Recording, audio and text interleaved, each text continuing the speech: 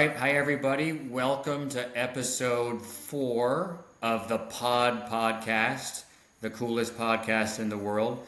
And we have a really exciting guest today. This is going to be a really neat episode. It's different than our first few episodes. We have a brand that is just now launching into the marketplace. Isabel Washington is here to talk about Laurel's. This is brand new. You guys are on the cutting edge just by watching this. And you're going to be able to hear a little bit about the origin story of exactly what drove Isabel to do something so crazy as to start this brand from scratch and bring it to life. So welcome, Isabel, to the podcast. You're live in front of legions of our podcast fans. How are you and what's up? Yeah, I am great, Peter. It's so great to be on this podcast. Happy to kind of talk through Laurel's. So I kind of started my career. I went to USC, so I'm from LA originally. I was a public health major. Then I actually went to work at McKinsey, the consulting firm, where I did mostly healthcare work. A lot of stuff that's so far from consumer. A lot of stuff working with health systems and hospitals and, things like that. Started getting into consumer, working with a few athletic clients, or athleisure clients rather, fitness studios, and I really kind of liked the consumer journey and thinking about how, an athleisure company can make their product better, or how they can appeal to more people, or how a gym can make the experience better. Like, there's a lot of things, like, finance aside, strategy aside, like, purely around the experience piece that, is really going to drive people returning to their studios, to their stores, product quality, all of these things, and then they kind of figured out the finance behind it on the back end.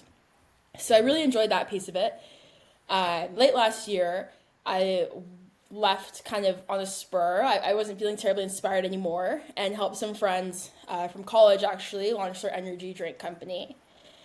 Led all things operations there from, getting distribution set up, talking to retailers, doing demos. And I really thought it was a ton of fun how there's a very linear way of thinking in consumer goods, specifically food and beverage, where, you pour something into someone's cup and they like it and they buy it, or they don't like it and they don't buy it. And that's like, it's super linear. There's very few things that are like that. And it definitely wasn't how things were at McKinsey. McKinsey was very much like slide deck, Excel, meeting, problem solving. And this is just it's straightforward.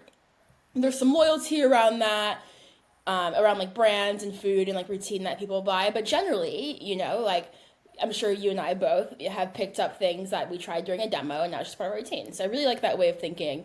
Left the energy drink company after a few months. It just wasn't the right fit. And really was like, what can I do? I really enjoyed aspects of this in building this energy drink company, bringing it from 0 to 1. I thought about getting a job like at another CPG company, but the salary that I left leaving McKinsey didn't leave a lot of doors open for what that could look like. I didn't have the experience that matched the salary in CPG. Like, it's like you need 10 years of experience to get X salary. So I didn't have that. And going back to a very structured corporate biz ops strategy role at some like Fortune 500 company didn't sound terribly exciting either. So I was like, what if we just start a company? Which is crazy because it's quite the jump from what I was doing. But I kind of just looked around. I was like, I have a lot of experience. I really enjoyed these sorts of things. And I'm not sure I could find that anywhere else besides starting a company. So I didn't think on it very long. I mean, you can see like 1 week before I was taking pictures, stuff I was doing for the energy drink company. And the very next week, literally my camera roll, is pictures of coffee sets in various aisles. Like, it was a very quick decision. And in this time, I was like kind of applying to jobs. My girlfriend was like, you should apply to jobs because, she's a very risk averse person. My parents were like, so how's the job thing coming along? And I was applying, here and there, but job market's poor, especially for white collar professionals. So I was like, it wasn't going great. And I was really kind of getting traction with this coffee thing. I really, really enjoyed the conversations I was having and the opportunity that existed. So I kind of stopped taking it so seriously, like the job hunt so seriously. and kind of just went heads down doing this coffee thing. And for a really long time, my girlfriend was like, passion project, like all of these things. And I think one day it just kind of clicked that she was like, oh, this is like what you're doing. Like this is not a passion project Yeah. anymore. You've stopped applying for jobs. Um, so that's kind of the transition to there. And then the rest was history. I mean, really, I started working on this seriously heads down in February. So to have a product in the market That's really in fast, right? So August, that's like yeah, 6 months from idea to yeah, execution, that's impressive, yeah. right? I mean, I think that I had just come out of an incredibly fast-paced work environment like McKinsey, where you would turn a company around in 8 weeks. Like building one from scratch in 6 months was longer than anything yet that you do at McKinsey. And honestly, it could have been faster if it wasn't for like lead times and FDA paperwork and all the kind of stuff that you just have to do. Um, but I knew what I wanted, and I knew that like I worked with my formulator for a month. He works on a retainer model. So, I mean, I'm using my life savings. I'm 24, which people never really assume, but my life savings is not that long. I've not had a long life. So he works on a retainer, and I was like, I can only pay you for this 1 month. We have to get it done in 1 month. And that's what we did. Like, I was like, we can actually like iterate on it. Some people are in formulation for 18 months, 2 years, like a long time, which is so great.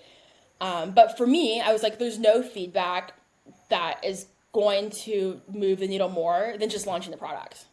Yep. And that's proven true. Like I was like, I've so many people, my friends, my girlfriend's friends, my parents' friends, 200, 300 plus people probably tried the product before launch.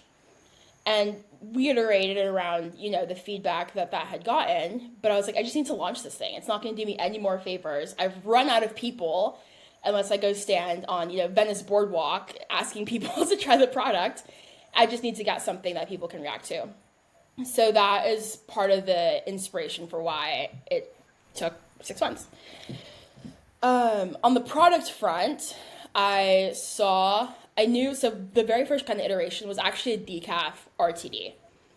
I was like, there's no decaf. There's decaf multi-serves, but there's no decaf RTDs. There's an opportunity in this market. Had some conversations with Alex Michelson, one of the co-founders of Leisure, actually. And he was like, people are looking for some kind of like experience when they consume a beverage, whether it's to hydrate them, to energize them, to give them protein, like looking for a function. So decaf RTD is going to be difficult because it's not going to really do anything for anyone. Right. So I briefly played around with like lion's mane, ashwagandha, kind of like an RTD version of mud water. But it's not something I would drink. So I thought that was kind of like forefront to building a product, is it had to be something that I would like. So moved into coffee, moved into sort of a half calf version, which still maintains like it's 60 grams of caffeine. Everything, is 200, 300 grams of caffeine. Like that didn't terribly resonate either. So wanted something that could be more of an all-day drink. I don't consume a lot of caffeine, so 60 milligrams in the morning is perfect for me. Some people consume a lot of caffeine, and 60 milligrams in the afternoon is perfect for them. Yeah. So I really They saw could it. just drink 2 of them too if they Or wanted. you could drink 2, One. exactly, or 3, or 4. Yeah. So that was kind of the idea around that.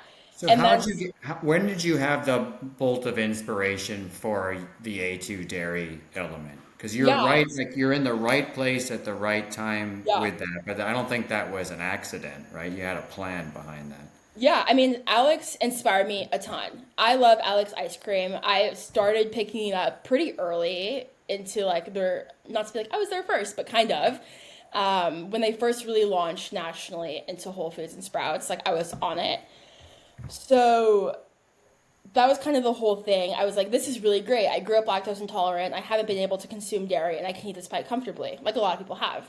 So when I was thinking through the development of my product, something that I didn't want is how thin a lot of coffee RTDs are. Like you pour them into a cup and it's as clear as water. Not actually as clear as water, but as thin as water. You go to a coffee shop, I mean, I have a coffee bean latte here. It's creamy, indulgent, and it's oat milk. like that never translated for some reason to RTDs. Yeah. So I knew that I wanted to have that same feeling, coffee shop experience, mouthfeel. And the only way really to get that is dairy, which made a little bit of sense because real food and, whole milk and all of these things are kind of coming back in a really huge way. People are moving away from these alternative sources of food. But I knew it had to be, I couldn't just launch another low fat, cheap milk RTD that wasn't going to resonate. It had to be in a way that is appealing to this new wave consumer that cares about the quality of their products and wants, a higher quality milk. You've achieved that. I guess the part of this that is kind of amazing to me is why no one else has done this before you. But I guess that's usually the sign of a great idea, right? Yeah. It's simple. It seems obvious now that you've made it Yeah. that there's a market for this. No one else has done it. It goes to show you that there's plenty of room for innovation left in the world, right? Yeah. But it seems like you've connected the dots between a few simple concepts of tried and true. Alex works. People know what A2 is. It's having a moment. People like coffee. Yeah. You're connecting those dots together. You're making an RTD that is experiential, has a built-in audience that's growing, right? It really ticks all of those boxes. So from a retailer's point of view, it's pretty easy for a retailer to say yes to that because you can say, look, we're doing this, and this. Here's the customer that's going to buy it, and here's how much it costs, and away we go, right? I think it's really smart. Well, I think, Peter, what's super important to me, and this is we're in the process of raising right now, so this is really top of mind, is that it's not just another coffee RTD. Like, to kind of go back to my time at McKinsey, when I was working with all of these massive athleisure gym conglomerates, what they really care about at the end of the day is customer experience, and they figure out everything else on the back end. Because if you have a good product, people are going to buy it again. And it's the responsibility of the company to figure out COGS and all of those things to make sure that they can maintain a quality product, but product has to be first. Yeah. So that before I thought about anything else, like our milk is organic, regenerative certified dairy. We use vanilla extract, not vanilla flavoring, like real vanilla. I have samples right here, like real vanilla extract, because that is what you would get. You wouldn't get vanilla extract necessarily at a coffee shop, but that is what's going to bring you coffee shop quality. Yeah. Not flavoring, not stevia, no monk fruit, all of those things. No, because that is not the product that I want to put, and that's not, if we're going to say that we're going to rival your coffee shop, replace that for you in the morning, it has to actually, from a product quality perspective, mimic that. And so I think the beauty of that is not every consumer is as close to the business as we are, where they're thinking about and articulating all of these thoughts. Yeah. But they just know subconsciously this tastes good, right? Yeah. And so all of the quality controls that you're putting in, you're not cutting corners. You're making sure the product is going to have that right experience. The customer might not know why. They might not be able to put their finger on it. Yeah. But all they know is that it's not thin. It does have that unctuous mouthfeel. They might not realize that the vanilla extract tastes so much better than the vanilla flavoring. Yeah. All they know is that the finished product tastes really good, right? Yeah. But that's what's going to spur the repeat business, because what everybody talks about is it's easy to get on the shelf. It's harder to get off the shelf. Yeah. And it's not about selling it once. It's about selling it and creating habits and selling it over and over again, which I think you're on a track to doing. So yeah, exactly. I'm excited to see it in the store. So we're almost out of time because our hourglass is already empty. But you just launched. Where can people find your product so far early on? Yeah. Where should they go to see it? Today, August 16th, it's at Visenyi Foods, which is in Brentwood, LA, Pink Dot, which is in West Hollywood, and there's a third. Oh, McCall's actually. McCall's Meat and Fish just launched in Santa Monica and Atwater.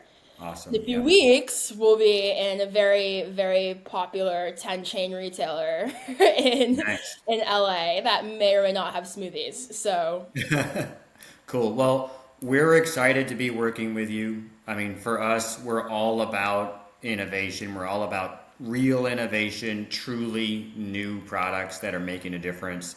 I'm excited to have the samples. I'm excited to be one of the first people to get to try it. We're excited about selling your product from here and looking forward to working with you. Good luck. I appreciate it, Peter. All right, see you.